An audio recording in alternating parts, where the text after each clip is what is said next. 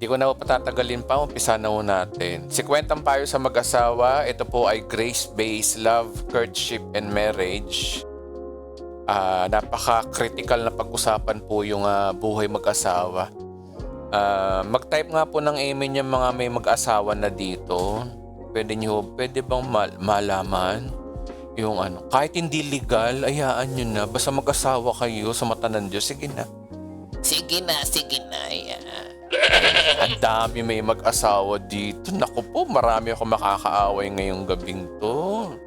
Maraming matitisod sa akin. Ayan.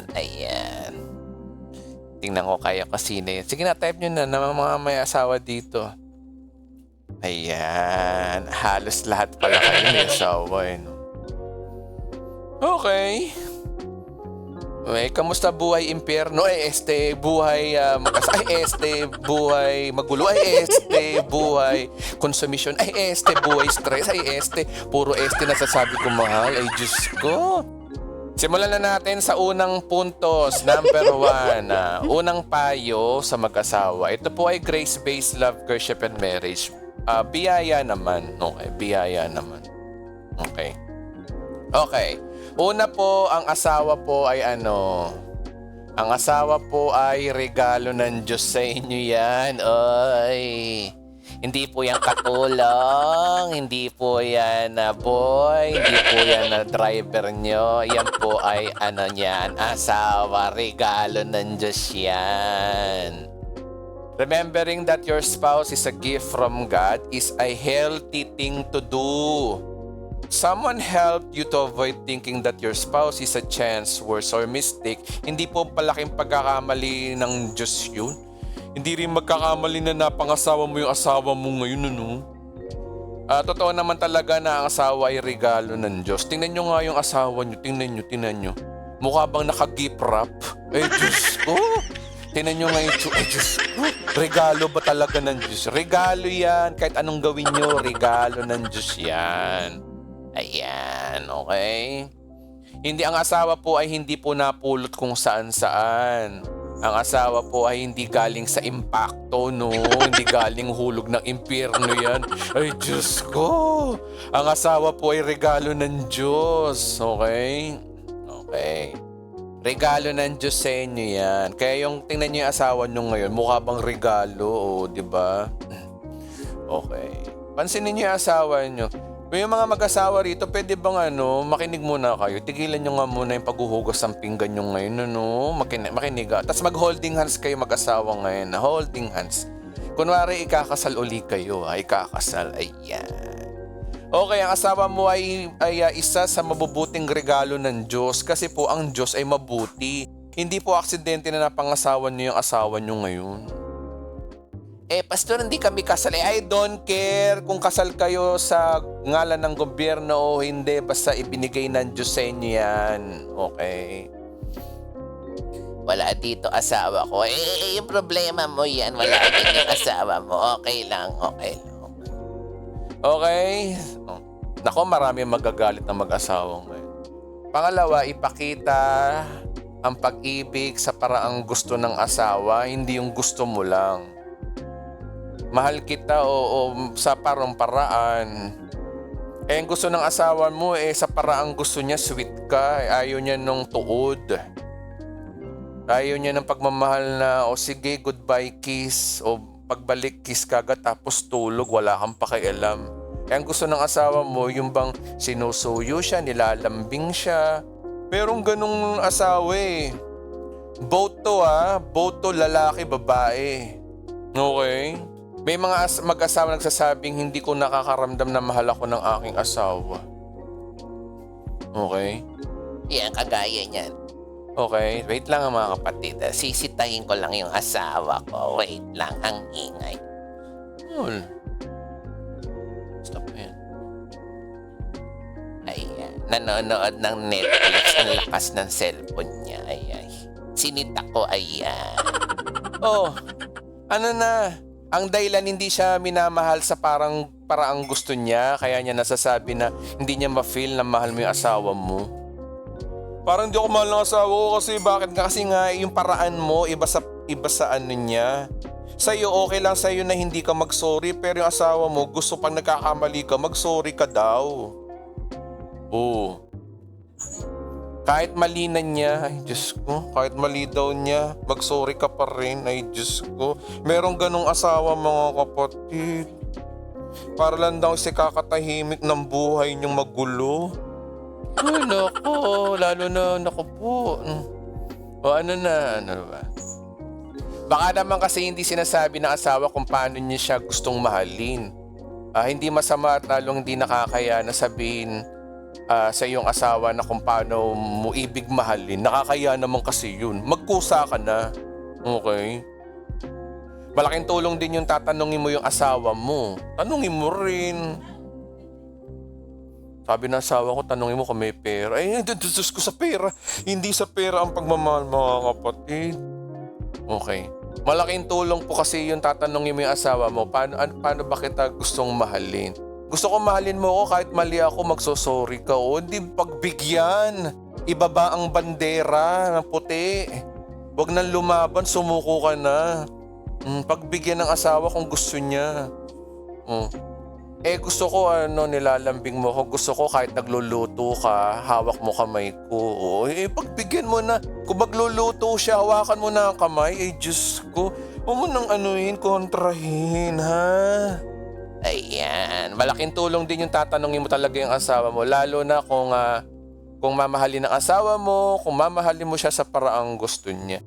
Pastor, ang gusto ng asawa ko, na mahalin ko siya kahit na binubugbog niya ako, di magpabugbog ka na, gawin mo na, lalaki ka naman, di magpabugbog ka kung gusto kang bugbugin ng asawa mo.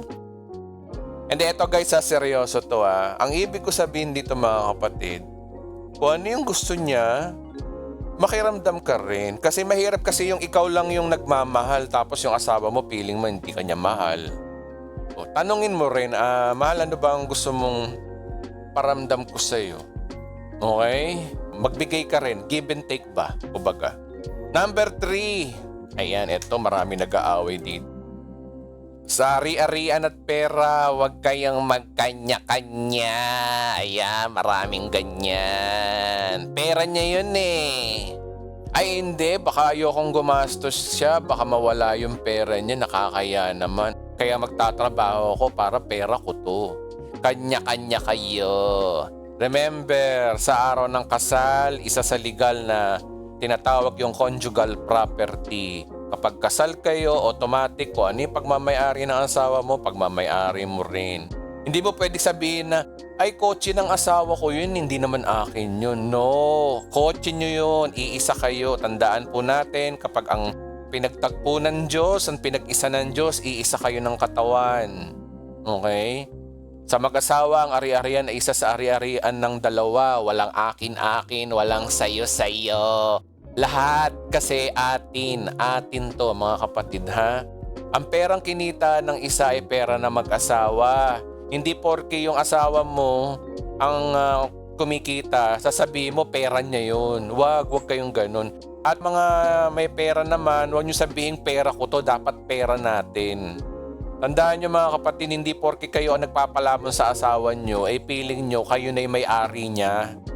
Iisa kayo. Ha?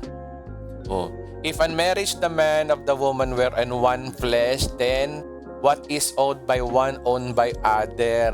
Pagmamay-ari nyo ang isa't isa. Yung sa asawa mo ay pagmamay-ari mo. Kung anong meron ng asawa mo, pagmamay-ari mo yun. Dapat kayong dalawa mag-asawa, iisa kayo ng property dahil iisa kayo, walang kanya-kanya. Kasi mahirap yan mga kapatid, gulo yan kapag yung sabihin mo kanya-kanya. Merong ganun nakakahiya. Pero mo pag halimbawang dadalaw yung mga kamag-anak mo sa yung mga reunion kayo sa bahay mo, hindi mo mapadala yung reunion sa bahay mo kasi nahihiya ka sa asawa mo na nahihiya ako sa asawa ko kasi ayoko mag-reunion tayo dito kasi bahay niya to. Nakakaano ba kayo ng ganon? Diba? Nakakarinig ba kayo ng ganon na naaapekto ng buhay nyo imbis na iisa kayo? Huwag kayong magkakahiyaan. Eto naman halimbawa yung lalaki yung may pera, yung babae ay hindi. O kayo naman mga lalaki, magpakumbaba kayo. Huwag niyong namang sabihin na pera ko to. Pera niyo mag-asawa yan. Pinakasalan mo yung asawa mo eh. Iisa kayo. So walang kanya-kanya. Okay? Wala rin mag-i-insecure. Kami ni Kaisel talaga yung pera namin. Pera talaga namin. Yun ang nangyayari sa amin. Kapag bumibili siya ng gamit, pera niya, o di bili niya pag bumibili siya sa akin. Pero pag pera niya, minsan hindi pwede. Hindi ako makabili ng robot ko. Kailangan ko muna siyang suyuin. Diba? Paano ako nakakabili ng robot? Yan. Kaya tandaan niyo mga kapatid, ito mga robot collection ko rito. It takes tandaan niyo, kung bibilangin niyo yan, ganyan din kadami yung mga nairagalo ko muna kay Kaisel bago ko nabili yung mga robot na yan. Ay sus! Okay, walang personalan mga kapatid, tandaan po natin yan na next! Diligin ang pagsasama ng pag-ibig or shower each other with love. Diligin ninyo ang pag-ibig isa't isa para sumagana ang pagsasama. Ang maayos at matatag na pagsasama ng mag-asawa ay hindi magaganap ng basa-basa. Ito ay parang halaman na dinidiligan. O inaalagaan ng pagmamahal. Kaya nga merong kanta diba si And from the very start, please be careful with my heart. O diba may kantang ganun? Anong dilig? Ate Palmonte, hindi yung iniisip mo ha? Ang ibig sabihin ditong didiligan mo yung asawa mo, yung bang inaalagaan. Ay, kayo talaga, matataba ng mga utak niya. Yan. Okay. Alagaan nyo, parang halaman lang yun ay dinidiligan nyo. Ang dilig na iniisip ko dito by its context, yung pagmamahal, yung bang tinatawag na inaalagaan. Bahala kayo sa buhay nyo kung ano yung dilig na iniisip nyo. Ayan, mga Pilipino talaga. Okay, number 5, maging Ay, eto makakatakatawa to. May mga asawa naman tayo. Hindi may iwasan na mag-open dito. Sorry. Rated PG tayo Baka maano ko ni YouTube. Maging creative sa pagpapakita at pagpapadama ng pag-ibig. Ang pagiging creative ay pagpapadama ng pag-ibig sa napakalaking tulong ng pagpapanatili ng init ng pagsasama ng mag-asawa. Ito kung nag-iisip para maging creative, may thrill, may excitement. Hindi yung boring yung buhay nyo mag-asawa. Wala kayong ginawa kundi mag-cellphone, maghapon, manood kayo. Hindi kayo nagpapansinan. Nakakasawa ko kasi yung paulit-ulit na lang. Paminsan dapat meron ding konting pagbabago at pagpapahayag at pagpapadama sa iyong asawa. Halimbawa, kung lagi mo sinasabi ng asawa mo na, I love you.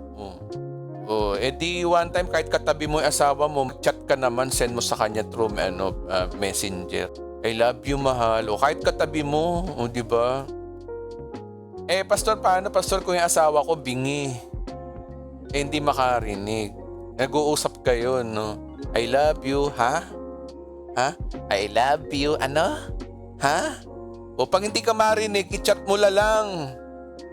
Chat mo, mahal, I love you. Pati sa chat, ganun din sinabi niya, Ha? Ay, nako, iba na yun. Di na bingi yun. Iba na yun. Ay, Diyos ko. Pati yung chat nyo, ha? Ha? Ay, nako, ibang usapan na yun. Okay. Chat nyo, maging creative kayo, guys. Ilagay nyo sa magandang frame. O diba, yung bang ilagay nyo dun sa may bubong nyo no may nakalagay na I love you. O diba? O kaya, mag-rent kayo ng jet plane, ipasulat sa ulap sa magitan ng usok na I love you. O diba? From chat to pen, to sky to usok, di napaka-creative nyo. Ay, Diyos ko. Okay, so, ang ibig sabihin dito, Pastor Edwin? Ibig sabihin dito, maging creative kayo. Ano ba yung ginawa ko sa asawa ko ng isang araw? Ay, common na yun yung padalan mo ng bulaklak yung asawa mo. Kaya nga lang, iba-iba yung bulaklak na pinapadala. Wag naman yung kalachuchi, Okay, wag yun. Okay, number 6. Diyos ko, Pastor Edwin, puro kakalokohan. Hindi ka nagpapayo. Stand-up comedian ka lang. Okay. Number 6, magpakita ng concern sa interes ng asawa. Ano ibig sabihin nito? Huwag imuki ng asawa nagpapakita ng concern kung interest na meron ka. Magkusa ka rin naman magpakita ng concern sa interest ng iyong asawa. Suportahan mo siya. Alamin yung ano yung mga trip niya. Kung mahilig siya maglaro ng paper doll, edi mag-paper doll ka rin. Ay naku po. No, di ba? O kaya mahilig siya manood ng Netflix. Tapos ang pinapanood yung hapon. Hindi mo maintindihan, di makipanood ka kahit hindi mo naiintindihan, basta sama mo asawa mo manood, kahit hindi mo gusto yung movie. Di ba? O kaya mag-Chinese garter daw kayo ng asawa mo, sali ka rin. Ay, Diyos ko. Ate Princess, daming taba ng isip. Huwag basagin ang trip ng asawa para good palagi, tama. Mahilig mag-scroll sa Shopee, o yung asawa mo mahilig mag-Shopee, mag-Shopee ka na rin. Di ba? Ano pa ba? Alamin ang paborito niyang movie o sports o makipaglaro sa kanya. Kung mahilig siya sa PlayStation, maglaro kayo ng PlayStation. Makipag-usap sa asawa tungkol sa paksang gusto niya, hindi yung interesado ka lang doon sa topic mo. Halimbawa yung mga anong gusto niyang topic, halimbawa yung topic niya tungkol doon sa halimbawa flat earth theory, di sakyan mo ni asawa mo kung mahilig siya sa flat earth theory. Mag-research ka para maka-ride on ka sa asawa mo. Minsan, kailangan mo rin makisama sa asawa mo kung ano yung gusto niya, kung ano yung likes niya, hindi yung likes mo lang. Hindi pwedeng, hindi kayo maging compatible sa isang bagay. Samahan ng asawa kung gusto niyang isama sa panonood ng movie, o tama. Malaking tulong yung masayang pagsasama ka na maging concern kayo sa interest ng isa't isa. Kaya nga talaga the best talaga bago kayo mag-asawa, alamin nyo muna yung mga do's and don'ts nyo, yung mga likes and dislikes nyo eh. Napakahalaga ho nun eh. Kasi pag mag-asawa na kayo, wala nang bawian yan. Hindi nga mga kapatid, pag mag-asawa na kayo, walang bawian. Kung pinilit nyong bawian, wala na, sira ang buhay nyo. Marami magagalit sa inyo. Okay, ito number 7. Ito naku, huwag kang magagalit sa akin ha. Ito guys ha, huwag kayo ma-offend. I-satisfy needs ng iyong asawa. Ayan. PG muna tayo. Okay, hindi not only to your personal sexual satisfaction, but also to the satisfaction of your spouse. Pag hindi mo sinikap na ma-satisfy ang iyong asawa, mga kapatid, baka humanap ng ikakasatisfy sa iba yan. Yung mga babae naman, mga misis, dapat ihanda lagi ang sarili, maligo, magpaganda, magpabango. Pag naman nakikipagdo ka sa asawa, wag naman yung wala ka man lamang latoy-latoy. Mister, wag tratuing sex object ang asawa mo. Maraming mga lalaking ganyan, ang tingin sa asawa, sex object lang. Tapos alis, trabaho.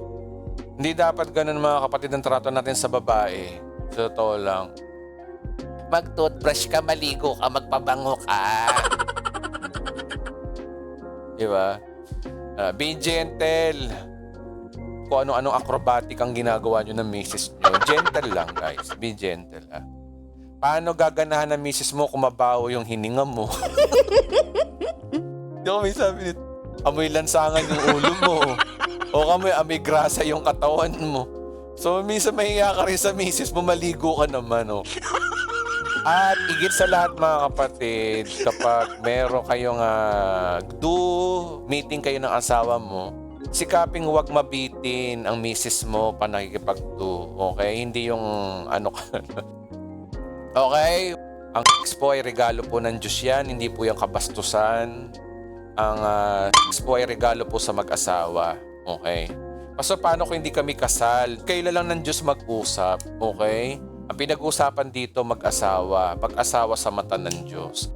Alam naman ng Diyos na may plano kayo mag-asawa, na magpakasal sa batas ng tao, pero hindi nangangahulugan na immoral kayo. Pastor lang nagsasabi na immoral kayo mga kapatid. Sa mata ng Diyos, kayo ginawang banal na dahil kay Kristo, kapag kayo ay na kay Kristo. Yun lang advantage ng na kay Kristo eh. Sa mata ng Diyos, malinis kayo. man kayo kahit hindi kayo kasal sa mata ng Diyos, at marami magagalit sa akin. Sa mata ng Diyos, malinis kayo. Bakit? Saan ba bumabase ang Diyos sa kalinisan?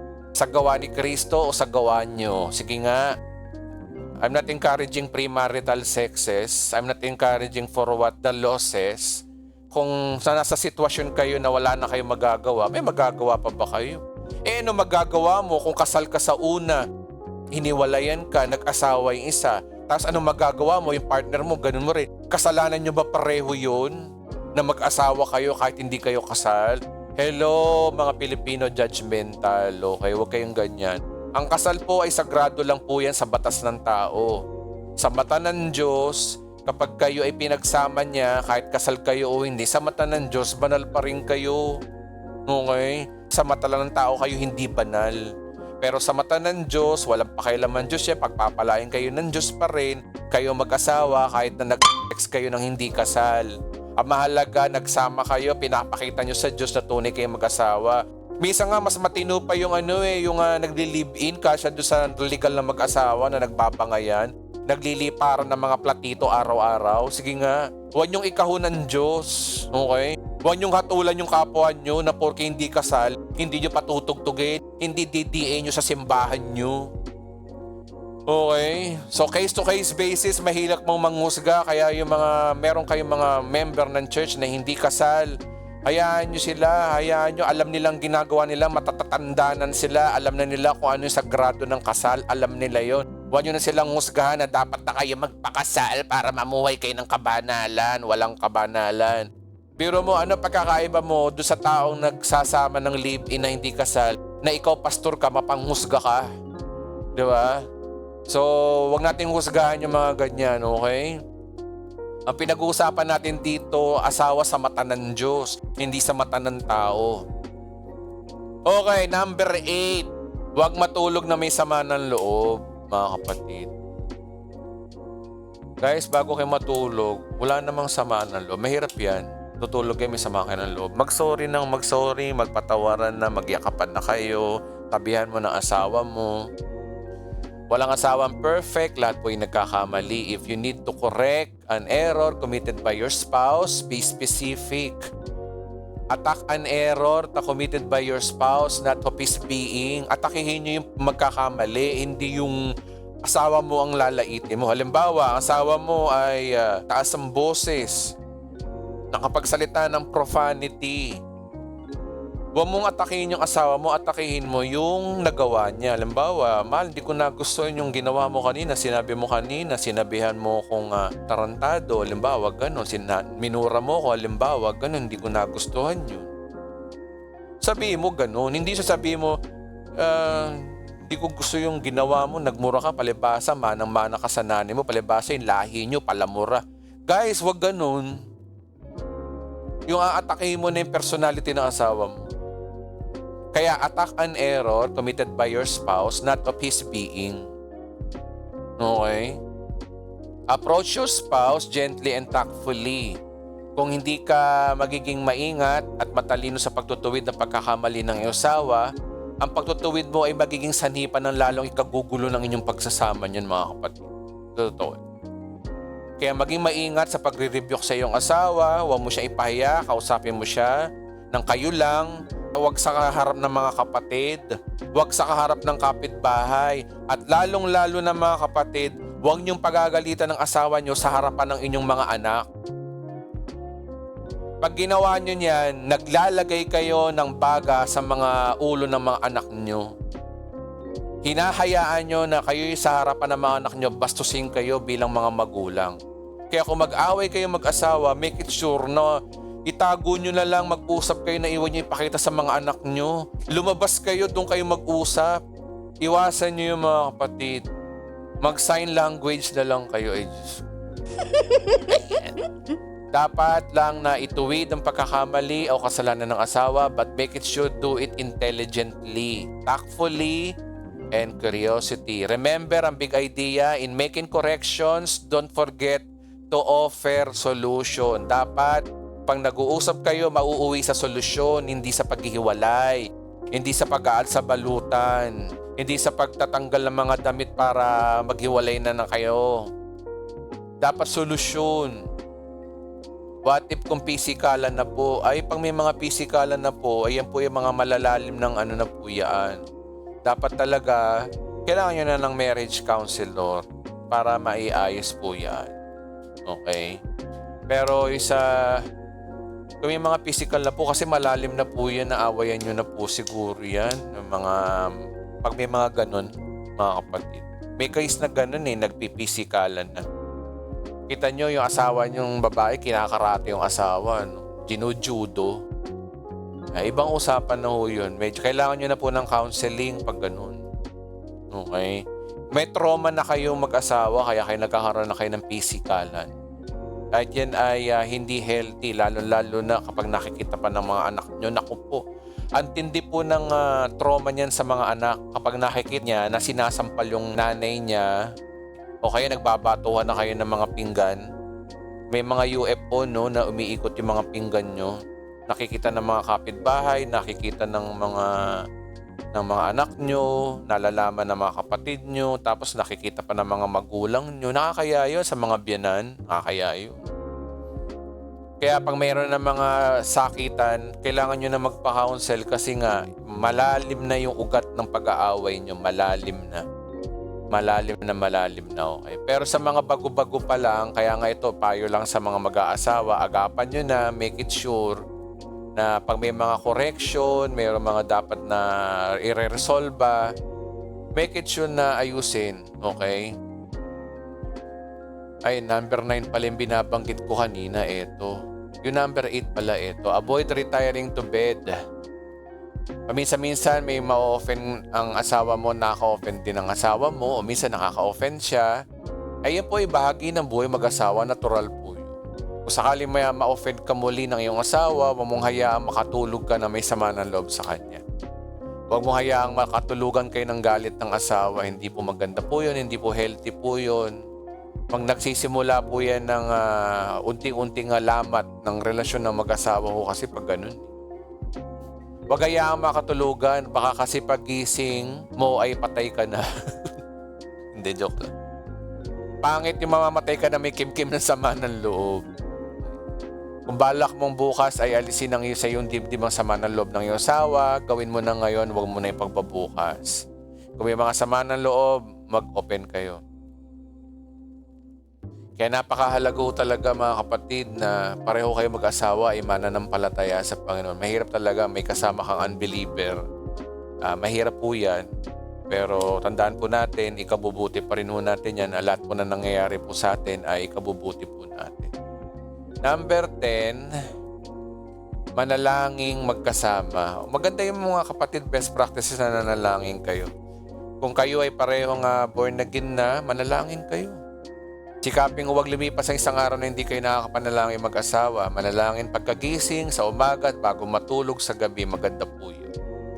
Ang magkasamang panalangin ay napakalaking tulong ng hindi lamang po sa bonding mag-asawa, kundi maging sa pagharap nila sa mga problemang pinagdadaanan nila. Tandaan niyo mga kapatid, ang problema ng asawa mo ay problema mo. Ang problema ng asawa mo ay bahala ka, hindi, joke lang. Ang problema ng isa ay problema dapat ng lahat. So, ibig sabihin kung may problema kayo, ipanalangin nyo. Maganda po yun. Kami ni Kaisel, pag nananalangin kami, nag-ano rin kami, nagbe-breaking of the bread din kami, nagko-communion kami dalawa ni Kaisel. Maganda rin po yun, kung mag-asawa kayo, mag-communion kayo, alalahanin nyo yung tinapos na gawa ni Kristo. Tayo kasi mga nasa pure grace, ang panalangin po na kasi natin pasasalamat eh. So maganda yung nananalangin kayo mag-asawa na sabay-sabay kayo nagpapasalamat sa Diyos. Kasi iisa kayo ng boses, iisa kayo ng katawan, pareho kayong pinagpapala sa iisang bubong. Okay? Next, igalang ang pangangailangan sa privacy. Respeto niyo po yung privacy ninyo mag-asawa. Natural po sa tao na minsan gusto mag-isa. Yan, gaya ng asawa ko ngayon, nag-iisa ron nanonood ng hindi ko siya guguluhin doon. Kasi totoo ito maging sa mag-asawa, recognize your spouse need for privacy and honor it. Kaya hindi ring tanggapin ang katotohanan na may mga bagay para lang sa mag-asawa At hindi dapat pakialaman ng kahit sino pa. Mayroong privacy kayo din dapat kahit papaano. Meron din namang mga pagkakataon na may gagawin ng asawa na hindi man na dapat pakialaman o panghimasukan dahil insulto sa kakayanan ng pag siya ay pinakikialaman. Kahit pa asawa niyo siya, mga kapatid, kailangan niyo pa rin ng privacy. So, allow them, allow niyo po yung asawa niyo kapag nakikita niyo nag-iisa.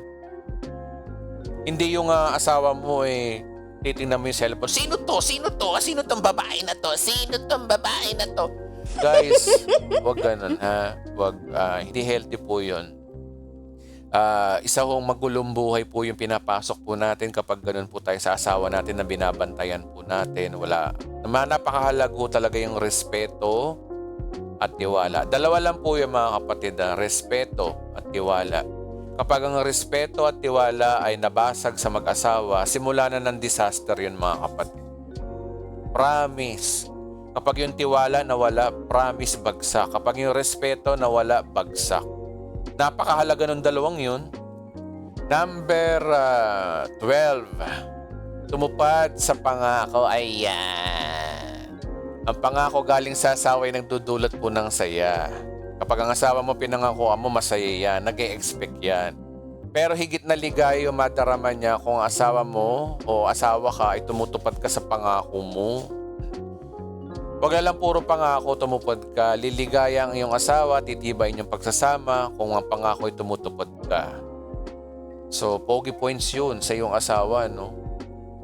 Kasi nga, marami mga ganyan din na minsan hindi natutupad. Ngayon, mga kapatid, paano, pastor, hindi naman ako perfecto.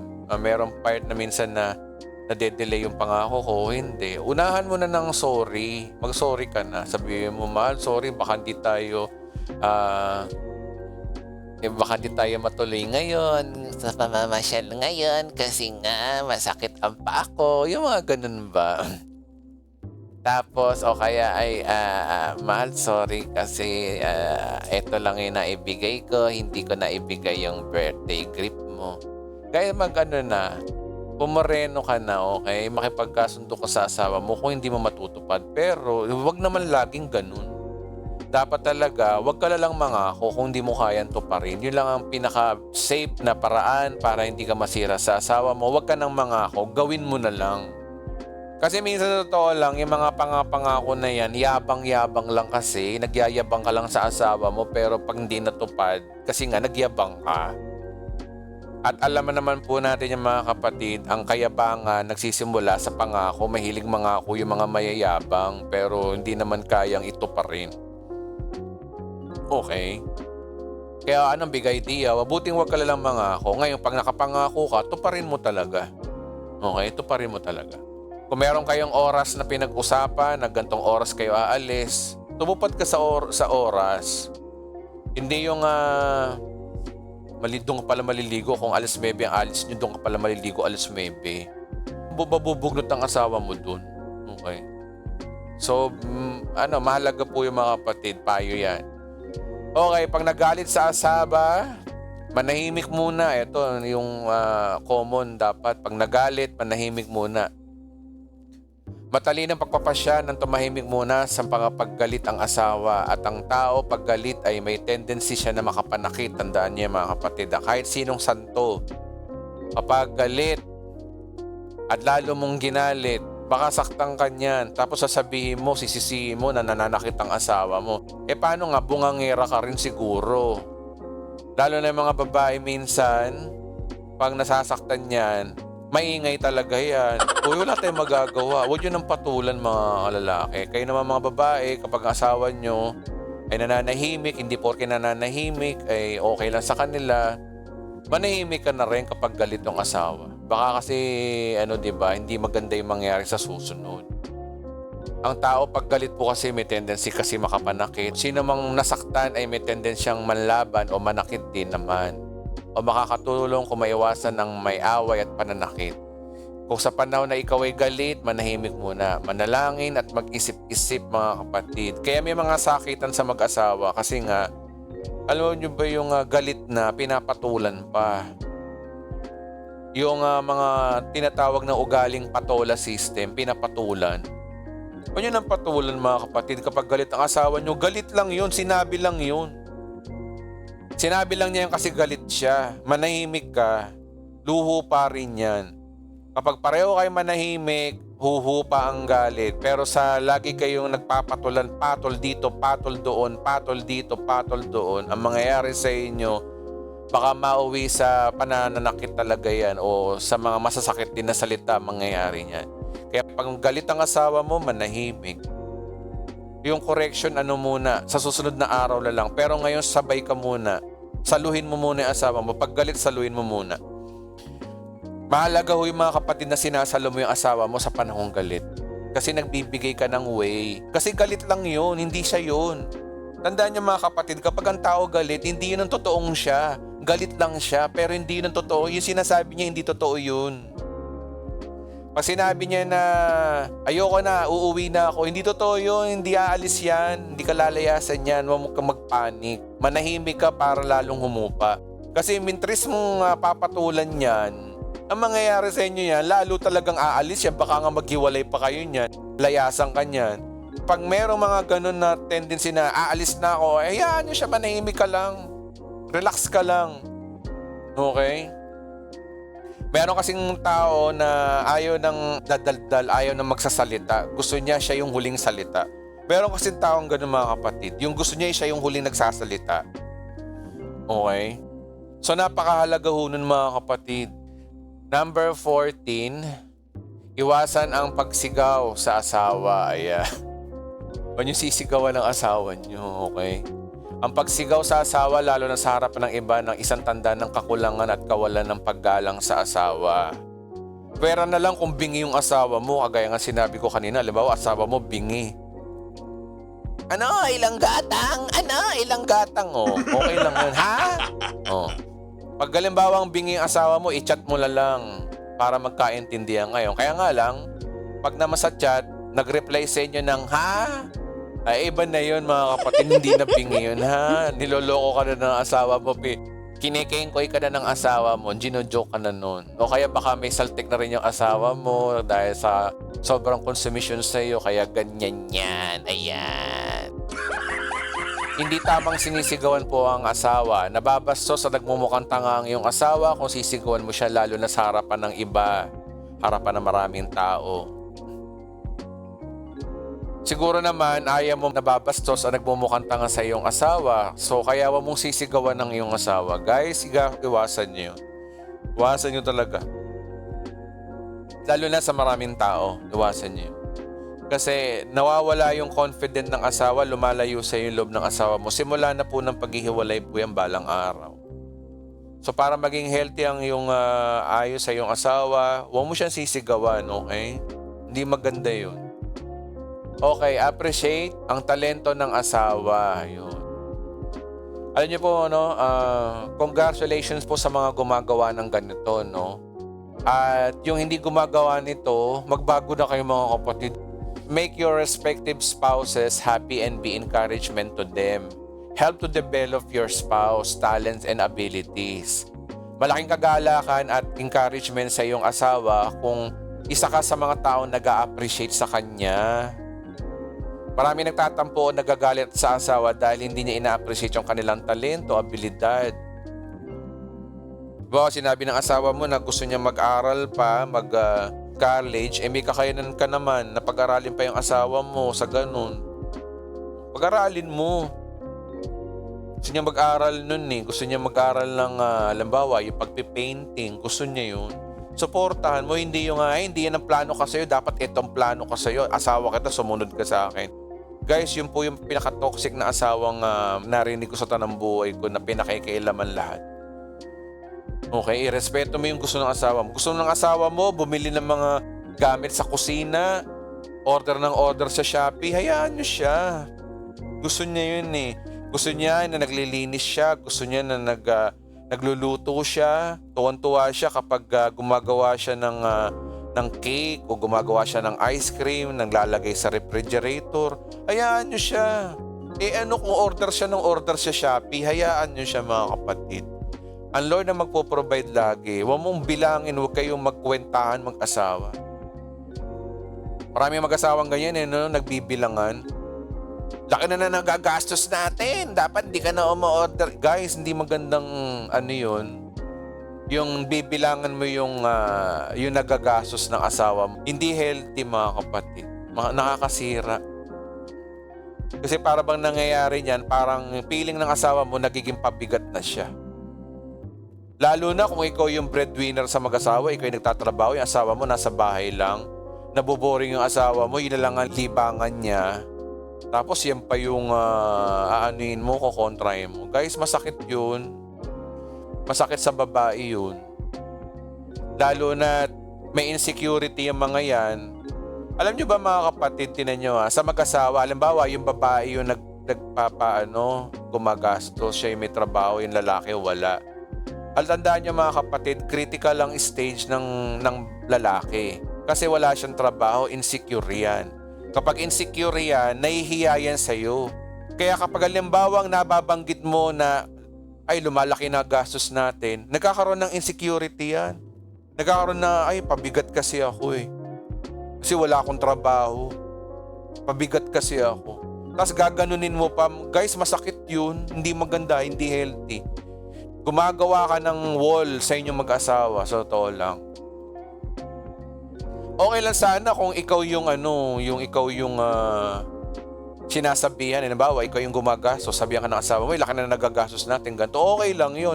Kasi ikaw yung breadwinner. Pero kung ikaw yung breadwinner at sa bibig mo nang gagaling yun, guys, masakit yun.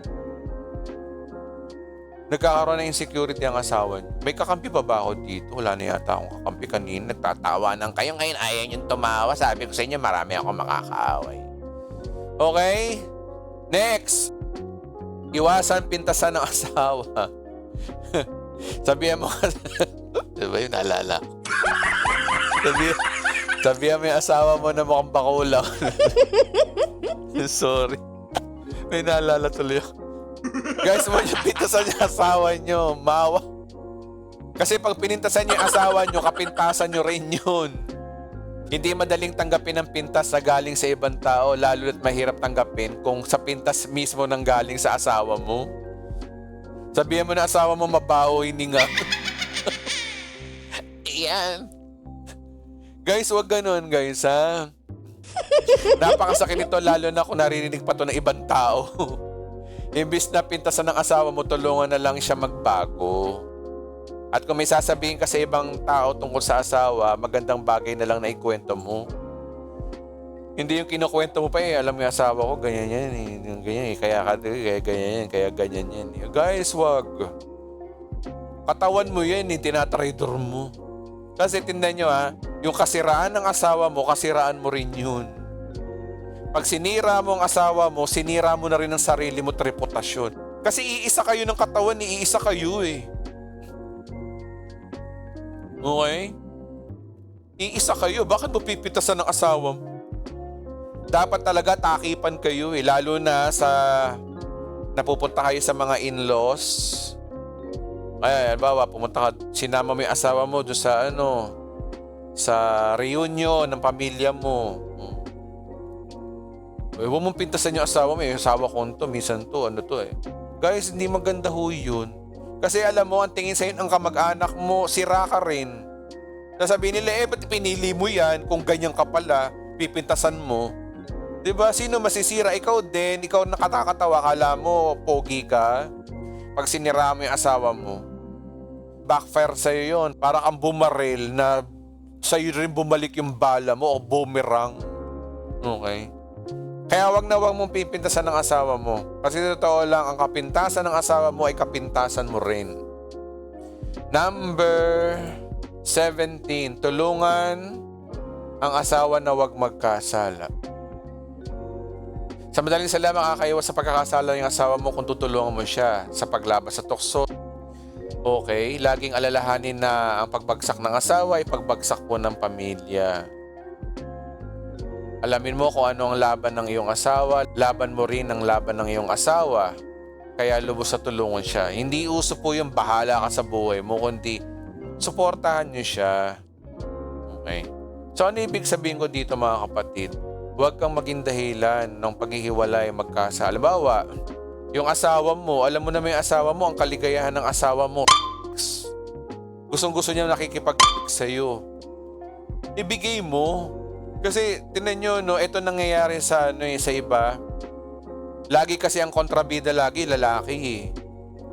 Merong ganyang kaso, lagi pag ang lalaki nagloko, laging nasisisi. Walang iya kasi yung lalaki hindi marunong makontento. Hindi lahat ng lalaki hindi marunong makontento. Minsan may pagkukulang ang asawa. Minsan nga lang umuwi sa bahay yung asawa mo, gusto ng asawa mo makipag sa'yo, ay mong ibigay, malamig ka. Talaga maghahanap yan. Tandaan nyo mga babae kapag kayo malamig sa asawa nyo at hindi nyo binibigay yung gusto ng asawa nyo, kayo yung nagtutulak na lokohin kayo ng asawa nyo. Kayo yun. At ganun din naman ang mga lalaki. Kapag hindi kayo nakikipag sa asawa nyo at tinatanggihan nyo at napapaya, lalo na't babae yan, baka maghanap sa iba yan. Magkakasala at magkakasala yan dahil sa'yo. Yan ang ibig sabihin sa number 17. Tulungan ng asawa na huwag magkasala. Kasi kasalanan nyo sa batas ng tao na makipag-ka tapos may asawa ka o mangaliwa ka. Ang tanong kasi bakit nangaliwa? Kasi may pagkukulang ka siguro. Hindi totoo mga kapatid, yung napapanood nyo sa mga pelikula nyo, yung lalaki walang yan, hindi makatiis ng babae. Hindi totoo yung pelikula po yun. Na-mind conditioning tayo ng pelikula Lalo tayong mga Pilipino, ang hiling natin sa mga telenovela. Lalo na yung mga telenovelang gawa ng mga Pilipino na walang ginawa kundi mag-awayan, Diyos ko. Hindi po masama ang lalaki, baka may pagkukulang din kayo. Kasi may pagkukulang. Okay? So, anong big idea dito? Pagbigyan.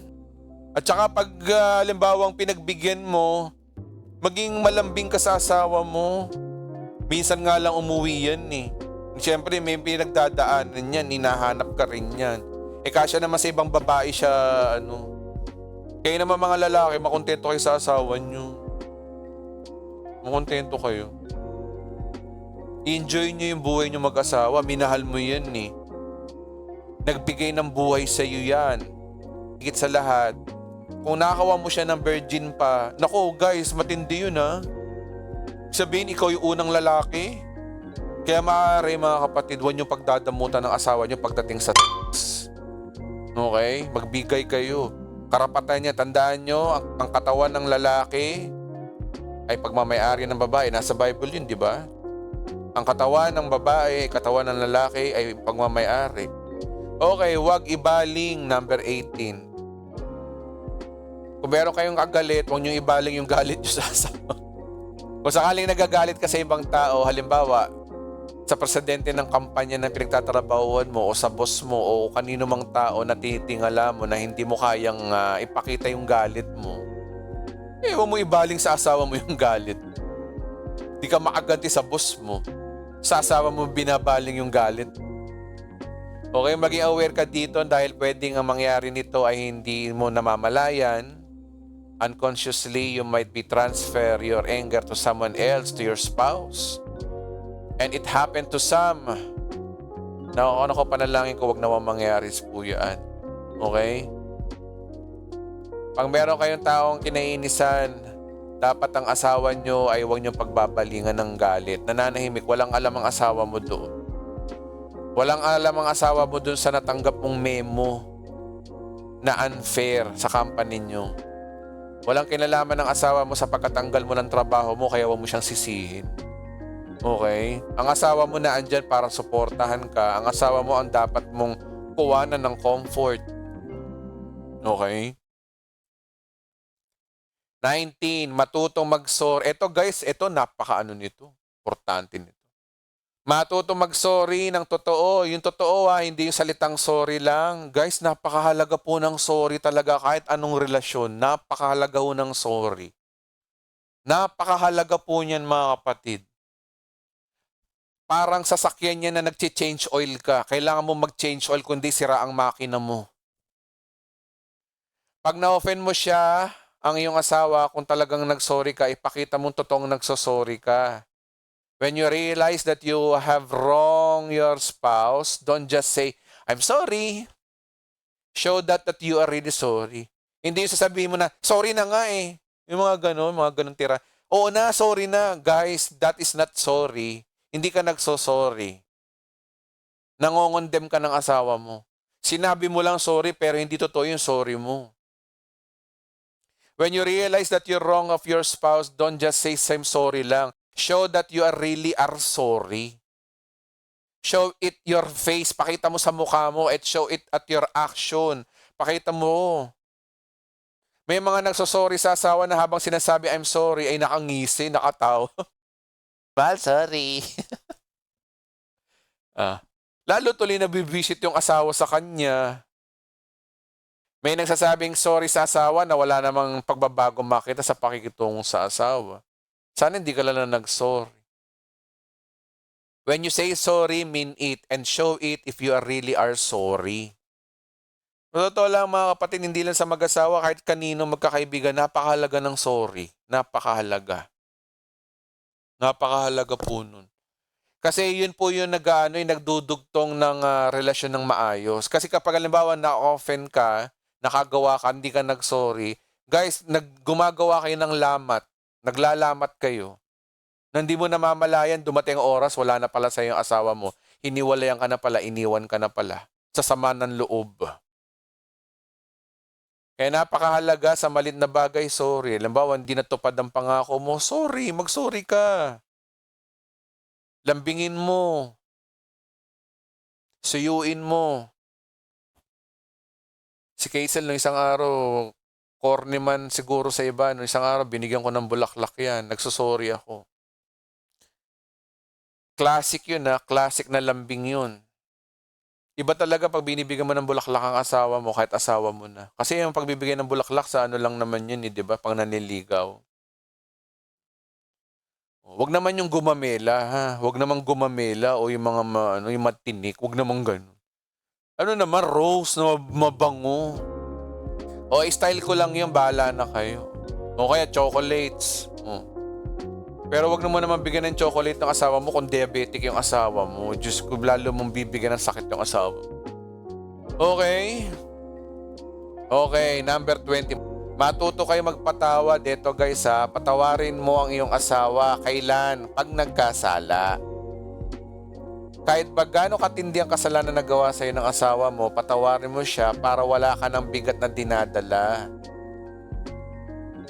Ang hindi po pagpapatawad ay ninakasakit po ng ulo yan. Napakapangit pa ito. Talo pag hindi ka nagpapatawad. Ikaw yung talo pag hindi ka nagpapatawad. Panalo kung magpapatawad ka.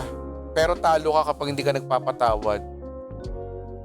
Kung may galit ka pa sa asawa mo, patawarin mo na siya. The earlier to forgive when you get offended to your spouse is better than best. Tandahan, hindi optional ang pagpapatawad.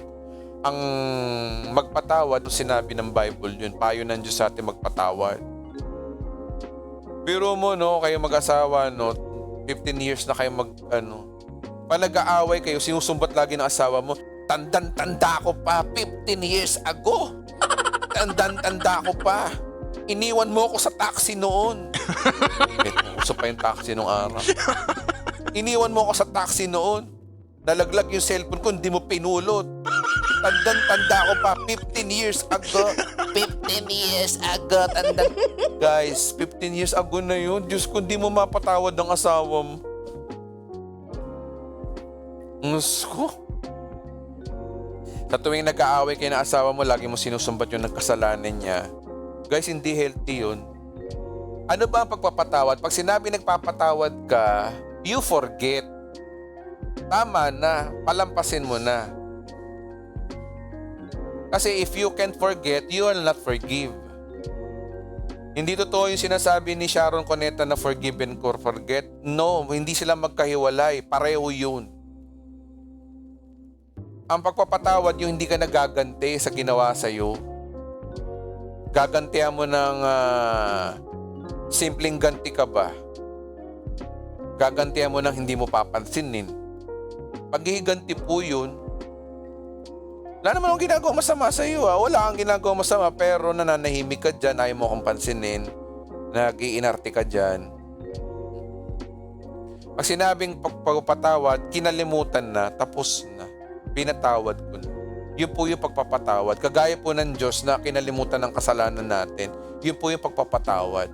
Pero kung hindi mo nakakalimutan yung ginawa sa'yo ng asawa mo, hindi pagpapatawad yun. Number 21, iwasan ng pagiging nagger. Nakakainis ang asawang nagger ayon sa ilang asawa na nakausap ko, mga kapatid, no. Lalo ako nagtatampo pag ninanag ako ng asawa ko. Gusto kong sungangayin sa bibig yung asawa ko. Nanliliit ako na I feel stupid pag ninanag ako ng asawa ko.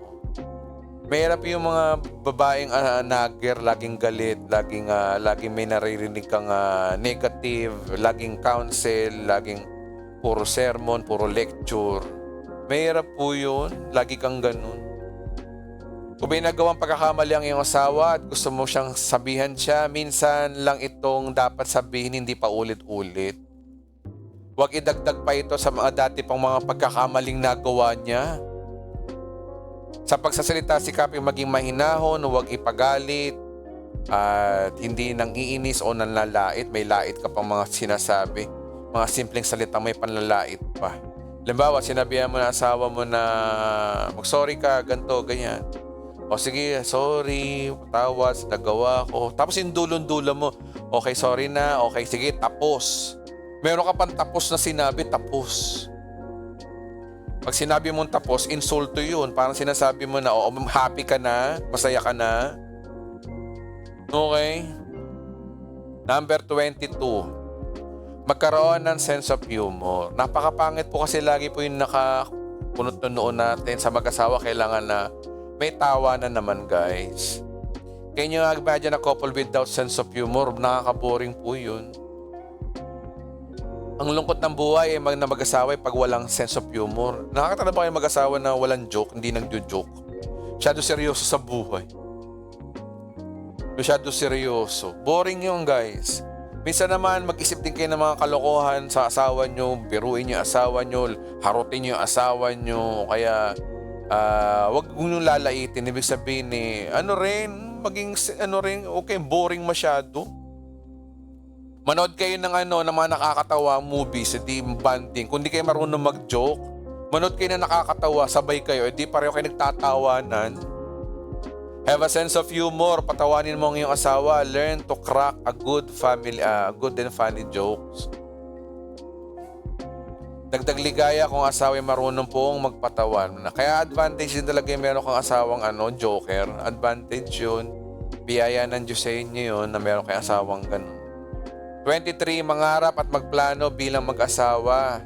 Libre po yung mangarap, mga kapatid. Mangarap kayo mag-asawa at magkasama magplano tungo sa katuparan ng inyong pangarap. Walang challenge sa buhay kung ang walang pangarap sa buhay ang mag-asawa. Magkaroon kayo ng kaisahan ng inyong pangarap. Okay? Mahirap para sa mag-asawa yung walang isang pangarap. Iba pangarap ko, iba yung pangarap ng asawa mo, magkaiba kayo ng pangarap. Wala po kayong tagumpay dun. Walang tagumpay kung wala hong pangarap din o magkaiba kayo ng pangarap. Pero wag lang puro kayo pangarap, ha. Bago nyo bangungutin kayo ng mga puro pangarap lang, maging masipag din po kayo, magtiyaga, magtrabaho ng gusto, gumawa at maging matalino sa paggawa. At ang maganda naman kasi sa atin, may pabor ang Diyos sa atin. Okay? Kung may mga pangarap kayo, huwag nyo sarili na mag-usap kayo. Ano bang plano natin? O magagala, o sige, gantong panahon, mag-aanak na tayo. O gantong panahon, meron na tayong lupa't bahay, ganto. Hindi yung ikaw yung lang yung nagpaplano, yung asawa mo, walang kaalam-alam sa plano mo. May plano pala kayo mag-abroad, yung asawa mo, tatanggap na lang ng passport, hindi niya alam na kung saan siya pupunta. Eh, anong klase yun? 24. Mahalaga ang asawa kaysa sa argumento. Ayan. More than winning argument is the aim to your spouse. Natural sa mag-asawa, paminsan-minsan nagkakaroon ng mga pagtatalo. Kung sakaling mangyari to sa inyo, lagi mong abutin ng asawa mo. Aim on winning on your spouse. More than winning the argument against your spouse. Hindi may manalo ka sa debate sa asawa mo Kung nawala naman sa yung asawa mo, sige nga, isip-isipin nyo nga yun. Makikipagtalo ka sa asawa mo. Ininsulto mo yung asawa mo para manalo ka lang sa pakikipagtalo. Nanalo ka nga sa debate, nanalo ka sa pakikipagtalo, pero anong nangyari? Hiwalayan. Ano nangyari? Sino panalo dun?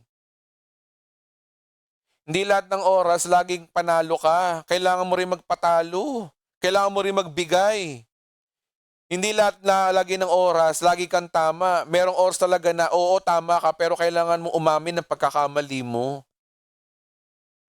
Hindi yung nga pagkakamali lang ng asawa mo yung alam mo. Tingnan mo rin yung sarili mo, no? Ano ba pagkakamali ko?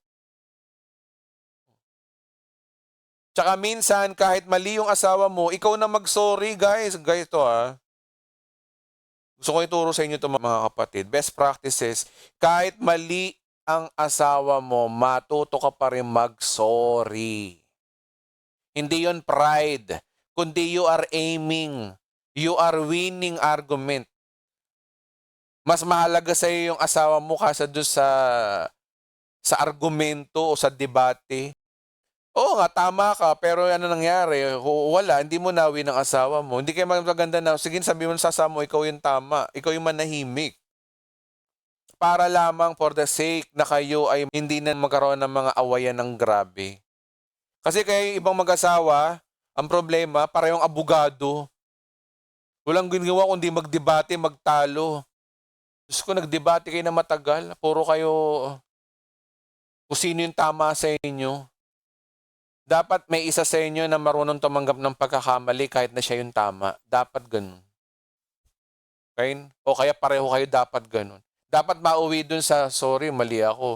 Sabi ng asawa mo, oo nga, mali nga rin ako. Maganda yung ganun. Yung pareho kayo nag-aamin na kayo yung mali. At kung tutuusin, pareho naman talaga kayong mali. Walang tama sa inyo. Kasi yung pagkakamali ng asawa mo, may pagkakamali ka rin, imposibleng isang side lang ang tama, wala kang mali. So pareho kayo may mali, pareho kayo may tama. So dapat magtagpo kayo sa gitna. Pilitin nyo magtagpo kayo sa gitna. Hindi yun doon sa isang side lang. Number 25, maging attractive sa iyong asawa. Ayan. Maraming asawa na nahuhulog sa kandungan ng iba kasi hindi attractive para sa kanyang asawa. Huwag kayong magpabaya sa inyong itsura. Mag-exercise at iwasan ng walang pakundangang pagkain ng sobra para di masira ang iyong figure. Aray ko, Lord. Alam nyo guys, minsan tinatamaan din ako dito eh. Sikapin rin na maging mabango para sa iyong asawa. Tanongin din siya ng asawa kung anong amoy at itsura ang gusto niya. Baka ayaw niya ng pabangong masyadong masakit sa ilong, kumakapit sa balat. Baka gusto niya yung smooth lang. O, sundin ang gusto ng asawa para maging attractive. I-attract mo ang iyong asawa, baka kasi ibang uma-attract sa kanya. Yari ka pag ikaw na-attract sa iba yan. Mag-jeta-jeta rin. At alam niyo mga kapatid, tayo mga mag-asawa, yung mga may mag-asawa dito. Hindi may iwasan na lumalaki ang tiyan natin, tumataba tayo. Maganda pa rin talaga mga kapatid na pareho pa rin kayong sexy para pareho kayong attractive sa isa't isa. Oo, maganda pa rin yung pareho kayong sexy. Kasi para pa nagdudu kayo, edi masaya kayo. Guys, practicality lang to bilang tao payong tao lang. So ano ang big idea mga kapatid? Ang big idea mga kapatid, napakahalaga po ng asawa nyo. Sumabay kayo sa asawa nyo, sabay lang. Okay? Direct sabay lang kayo. Hindi yung kukontrahin nyo lagi.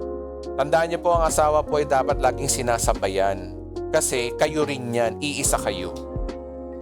So anong big idea? Sabay lang sa asawa. So sige, palakpakan natin si Lord. Napaba ng konti, pagpasensya nyo na. Magpapatuloy po natin yung 26, no?